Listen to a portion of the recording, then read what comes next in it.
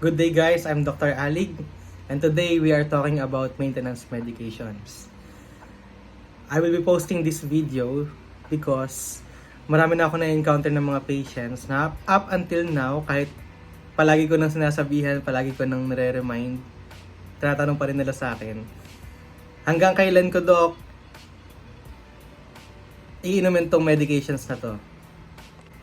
Ano nga ba yung maintenance medications? Maintenance medications, the name itself, maintenance, we need to maintain it, no? Marami kasi nagtatanong, Doc, normal naman yung BP ko, 110/80, araw-araw nagbi-BP ako, 110/80 pa rin talaga, usual na BP ko. Pero may maintenance ako, Doc, na losartan and amlodipine. So, pwede ko na ba itigil to, Doc?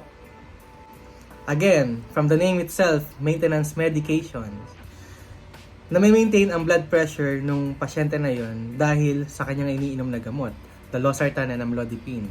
That's why we are not recommending na itigil yon. Kasi maintenance medication. Okay? Again, inuulit ko and I will give emphasis to maintenance medications. Maintenance, talagang i-maintain mo siya. Araw-araw mo siyang iinumin. Even if normal na ang BP, normal na ang blood sugar.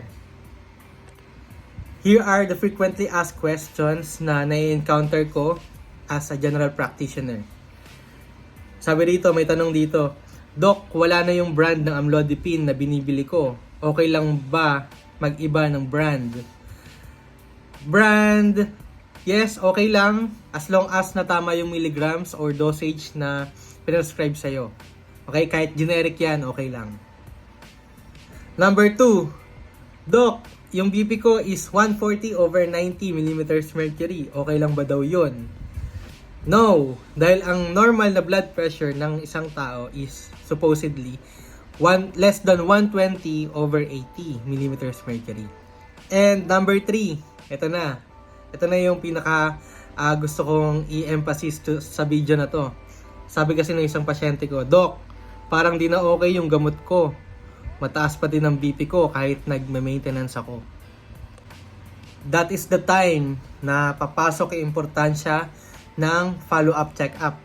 Kung gaano ka-importante ang first encounter nyo sa kilala nyong doktor, ganun ka-importante din ang follow-up.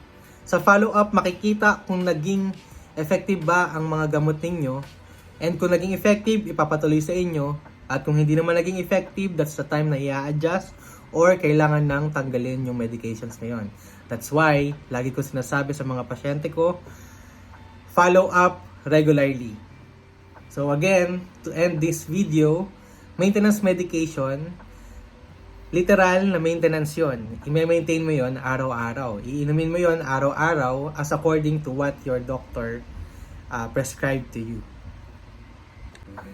And just before I end this video, pahabol ko lang as a Christian doctor, kung meron tayong maintenance para sa physical health natin, mas maganda may maintenance din tayo para sa spiritual health natin. And I will be reading a verse from the book of Joshua, chapter 1, verse 8. This book of the law shall not depart out of thy mouth, but thou shalt meditate therein day and night, that thou mayest observe to do according to all that is written therein. For then thou shalt make thy way prosperous, and then thou shalt have good success. So kung may maintenance ang ating physical na katawan, mas maganda na may maintenance din ang ating spiritual health. Sabi nga ng pastor namin, dalawang bagay ang huwag mawawala sa buhay natin: ang salita ng Diyos at ang panalangin. God bless.